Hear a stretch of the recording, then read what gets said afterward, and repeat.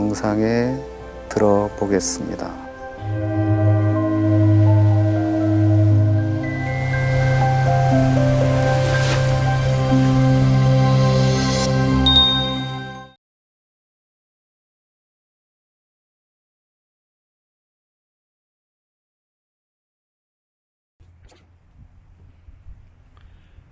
안녕하세요, 영글입니다. 오늘은 제가 충북 영동에 있는 반야사를 왔습니다. 반야사는 가장 그 특징이 어떤 절과 관련된 어떤 이야기도 있지만 500년 된 배롱나무 백일홍이 두 그루가 있습니다. 500년 된 배롱나무를 보기가 쉽지가 않습니다. 근데 여기에는 500년 된 배롱나무가 이렇게 두 그루가 있습니다. 지금은 겨울 끝 무렵이라 이렇게 메마른 모습만 볼 수 있지만 이것이 이제 피는 꽃이 피게 되면 무척 아름다울 것 같습니다. 그래서 오늘은 그 백일홍에 대한 이야기, 동화의 이야기와 또 백일이라고 하는 백일이라고 하는 것이 우리가 어떤 일을 하거나 또는 우리 삶에 있어서 어떤 의미가 있는 일수일까, 그 백일에 대한 이야기. 제가 평소에도 백일에 대한 이야기를 가끔 하곤 했는데 백일홍과 백일 이런 이야기를 한번 해보고 싶어졌습니다.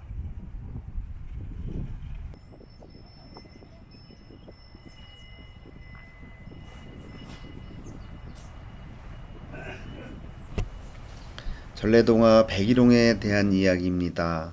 어느 조용한 바닷가 마을에 어느 날부터인가 아주 그 험상궂고 무시무시한 괴물이 나타나기 시작하면서 마을은 공포의 도가니가 되었고, 또 어선들이 또 고기잡이를 나가기도 어려운 지경이 돼버리자 마을 사람들이 그런 그 괴물 때문에 고민을 하다가 결국은 1년에 한 번씩 마을의 처녀를 괴물에게 제물로 바치자. 그 다음부터는 바다가 조용했다고 합니다. 그러던 어느 해 마을에서 가장 예쁜 다니가 제물로 선정이 돼서 이게 배롱나무네. 대웅전이고, 마침 그 다니를 짝사랑하던 총각이 아무리 생각해봐도 이대로 다니를 제물로 바쳐 버릴 수는 없다, 이런 각오로 도저히 이대로 두고 볼 수 없다. 그래서 나는 괴물과 싸우겠다, 이런 마음으로 다니에게 쫓아가서 내가 100일만 기다려라. 그러면 내가 100일 배를 타고 나가서 괴물을 반드시 무찌르고 돌아오겠다. 그러니 100일을 기다려주면 내가 돌아오는 길에 하얀 깃발을 꽂고 오면 괴물을 물리쳐서 승리하고 오는 것이고, 만약에 붉은 깃발이 걸리면 내가 괴물에게 져서 죽음으로 돌아오는 것이니 그리 알아라, 라고 하고 배를 타고 떠납니다. 드디어 그 총각은 괴물과 싸워서 결국 승리를 합니다. 그래서 기쁜 마음으로 흰 깃발을 달고 바닷가 마을로 돌아옵니다. 100일 동안 매일매일 그 총각이 나간 방향을 바라보며 돌멩이 하나하나를 쌓던 다니는 어느 날, 드디어 100일이 되는 날, 저 멀리서 배가 한 척 들어오는 것을 보게 됩니다. 배가 점점 가까이 올수록 다니의 마음은 과연 흰 깃발일까 붉은 깃발일까를 유심히 바라봅니다. 그런데 웬일입니까? 배가 가까우면 가까울수록 붉은색 깃발이 보이는 겁니다. 확실히 붉은색이라는 것을 확인하는 순간 다니는 이제는 죽었구나 하는 마음으로 그만 절벽에서 뛰어내려 목숨을 끊고 맙니다. 총각은 드디어 마을에 어촌 마을에 도착을 해서 단이를 찾아보니 단이는 이미 낭떠러지로 떨어져 숨을 거둔 뒤였습니다. 억울한 마음에 총각은 이 단이를 땅속에 묻어주고 제를 지내줍니다.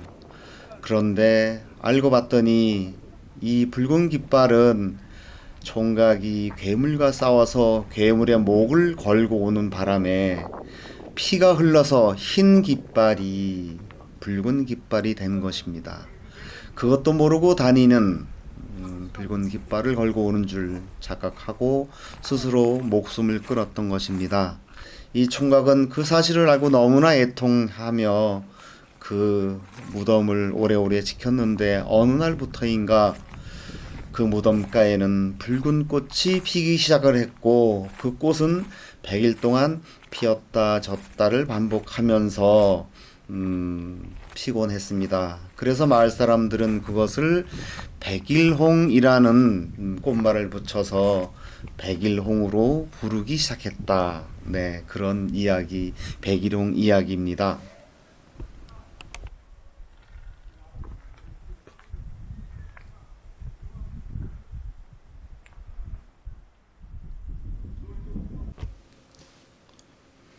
예전에는 아이가 태어나고 100일이 지나야 이제 이 아이가 죽지 않고 살겠구나 라고 판단을 했듯이 100일이라고 하는 의미는 그렇게 최소한의 기준이 아닐까 그렇게 생각합니다.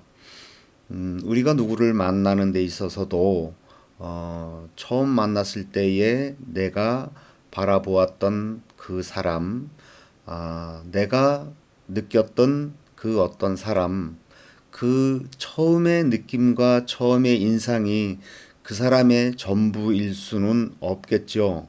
그러니 사람은 누구나 다양한 면을 가지고 있고 함께 하다 보면 그 다양성이 드러나게 되면서 그러면서 그 사람이 어떤 사람일까를 우리가 판단하게 되듯이 적어도 우리가 100일 정도는 만나가면서 이 사람의 이면에는 어떤 부분들이 있을까?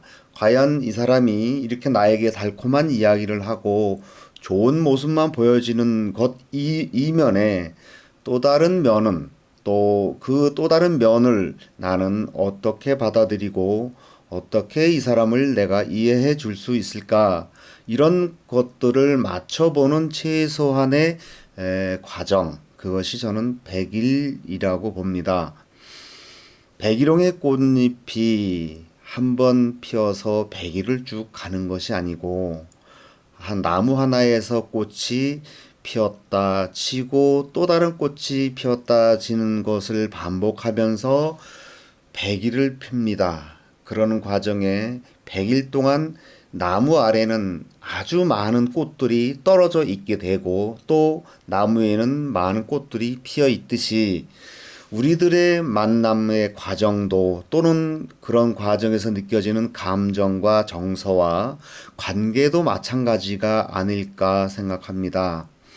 좋은 꽃, 또 마음에 좀 덜 드는 꽃, 또는 내가 원하지 않는 꽃들도 그 100일의 과정 속에서 무수히 피어났다 지고 그러는 것이 아닐까.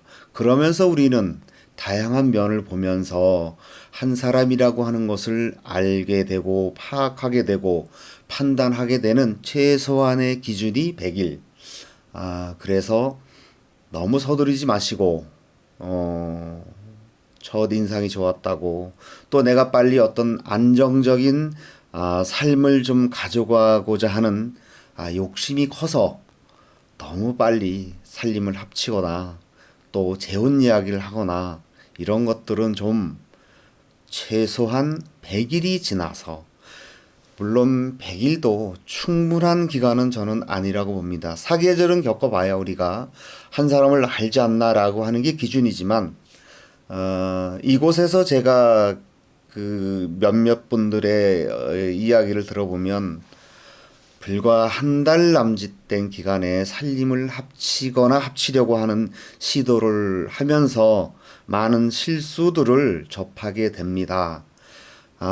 그 분들이 그렇게 결정할 때는 나름대로의 신중하다라고 본인은 판단을 했겠지만 적어도 우리가 아무리 마음이 그렇다 하더라도 두 사람이 좋은 것은 좋은 것이되 어떤 우리가 큰 살림을 합치거나 재혼의 이야기를 구체적으로 꺼내거나 이러는 것은 최소 100일은 필요하다.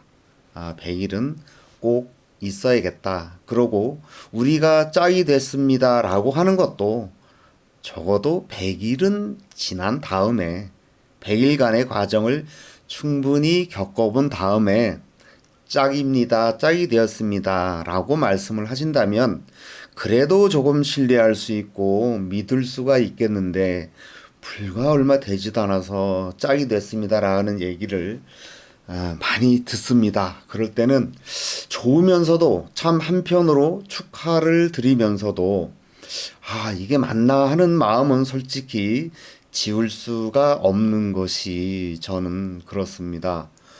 물론 모든 기준이 각자에 따라 다르기 때문에 제가 뭐라 할 수 있지는 않겠습니다만은 여러분들의 어떤 그 몇몇 분들의 이야기를 통해서 봐도 서두르는 것은 결코 그 두 분에게 이롭지 않다. 실수할 가능성이 크다.